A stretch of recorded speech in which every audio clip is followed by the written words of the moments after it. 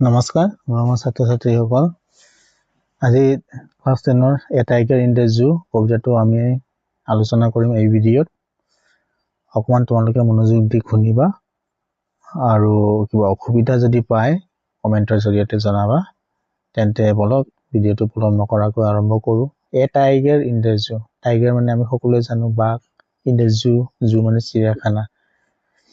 কি আছে সয়াতে this poem contrasts a tiger in the zoo with a tiger in its natural habitat মানে এই কবিতাটোত দুটা টাইগাৰৰ ছবি দাঙি ধৰা হৈছে এটা টাইগাৰৰ ছবি দাঙিছে যেটো মানে আমাৰ চিৰিয়াখানাত থাকে আৰু এটা টাইগাৰৰ মানে দাঙি ধৰিছে ছবি দাঙি ধৰিছে যেটো ইয়াৰ নেচাৰেল হেবিটেট মানে যেটো প্ৰাকৃতিকভাৱে থাকে প্ৰকৃতিক মানে থাকে সেই টাইগাৰৰ কথা কৈছে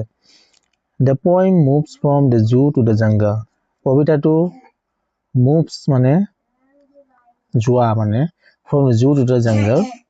ধৰা চিৰিয়াখানাত থকা টাইগাৰৰ পৰা জংগলত থকা টাইগাৰলৈ গুচি যায় আকৌ back again to the zoo আকৌ সেই জংগলৰ পৰা চিৰিয়াখানাত থকা টাইগাৰলৈ গুচি আহে বুলি কৈছে stanza বিলাক Read the poem silently once. কবিতাটো এবাৰ মনপুতি বা মনোযোগেৰে পঢ়িব দিছে and say which stanzas speak about the tiger in the zoo আৰু তোমালোকক ক'ব দিছে যে কোনটো stanzaই মানে জংগলত থকা টাইগাৰৰ বিষয়ে কৈছে আৰু কোনটো stanzaই মানে এই চিৰিয়াখানাত থকা টাইগাৰৰ কথা কোৱা হৈছে এতিয়া বলক আমি প্ৰথম stanzaটো কি আছে চোৱা He stalks in his spirit stripes the few steps of his gaze on paths of velvet quiet in his white rays. তাৰমানে he stalks মানে কি খুজ কৰা মানে আপ ডাউন কৰি থকা খুজ কৰা in his vivid stripe ইয়াতে হি মানে টাইগাৰজনক বুজাইছে vivid stripes the few steps of his gaze on paths of velvet quiet in his white rays এই ষ্টেনজা পোনপ্ৰথমে মই ইয়াত ক'ব বিচাৰো এই ষ্টেনজাই মানে চিৰিয়াখানাত থকা টাইগাৰৰ বিষয়ে ছবি দাঙি ধৰিছে বা কোৱা হৈছে ইয়াতে অৰ্থটো এনেকা he stalk in his vivid stripes মানে সেই যিটো চিৰিয়াখানাত থকা টাইগাৰে কি কৰিছে গৰালৰ যিমান ঠাই আছে সেই ঠাইডোখৰ তেখেতে আপ ডাউন কৰি আছে vivid stripe vivid মানে ধৰা চিকচিকিয়া আৰু স্ট্ৰাইপস মানে টাইগাৰৰ ছালত যেটো আমি কুলা হালদিয়া যেটো মানে দীঘল আস্তনা দেখা পাও সেইটো হল স্ট্ৰাইপস the few steps of his gaze ইয়াতে কোৱা হৈছে the few steps few মানে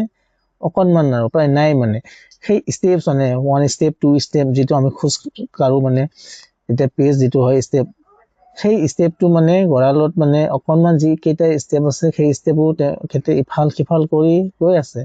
on paths of velvet quiet in his quiet day on paths of velvet quiet মানে কি একেবাৰে ইয়াতে কি বুজাইছে টাইগাৰৰ যেটো মানে ভৰিৰ তলুৱা বা খুব কোমল খুব সফট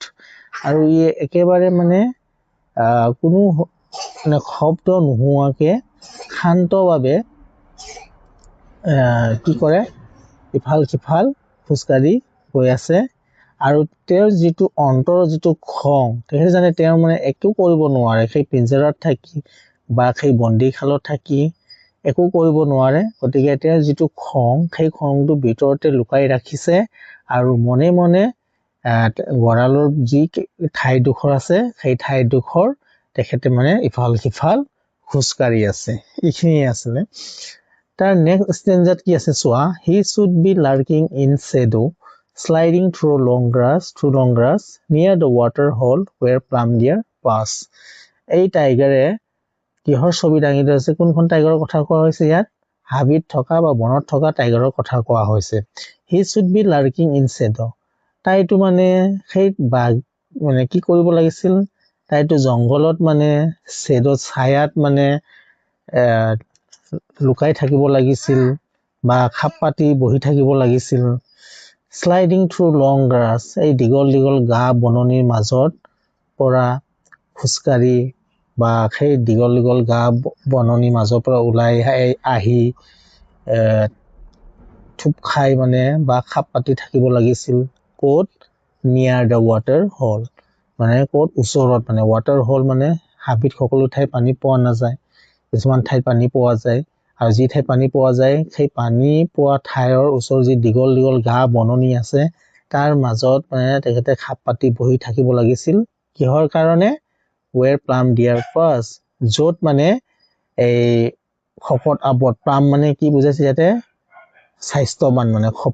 শকত আবত দিয়াৰ পৰা য'ত হৰিণা আহে পানী খাবলৈ গোটেই দিনটো হৰিণাই মানে গা বননি খাই কি কৰে সেই মানে য'ত পানী পোৱা যায় সেই ঠাই আহি পানী খাবলৈ আহে তেতিয়া মানে সেই ভাগে সেই মানে যি হৰিণা পানী খাব আহে তাক ধৰিবৰ কাৰণে ওচৰে পাজৰে লুকাই থাকিব লাগিছিল তেখেত কি আছে ক'ত আছে এতিয়া পিঞ্জৰাত আছে সেই কথাটো কোৱা হৈছে তাৰ পাছতো কি হ'ল চোৱা he should be snarling around houses at the jungle eats bearing his white fangs his claws terrorizing the village এই ষ্টেঞ্জায়েও জংগলত বা বনত থকা টাইগাৰৰ কথা কোৱা হৈছে কৈছে যে he should be snarling around houses তেখেত আচলতে কি কৰি থাকিব লাগিছিল snarling মানে গৰ্জনি দি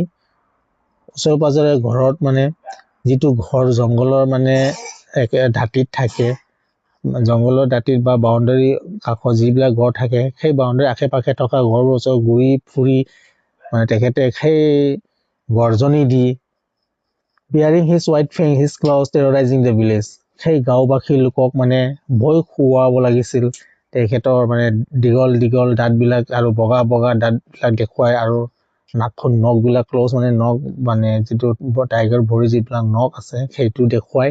আৰু হোৱাইট ফেংছ মানে কি তেখেতৰ যি দীঘল দীঘল মানে দাঁত সেই দাঁতবিলাক দেখুৱাই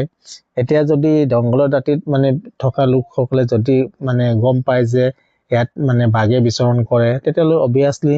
বা মানুহবিলাকে ভয় খাবই সেই কথাটোকে কোৱা হৈছে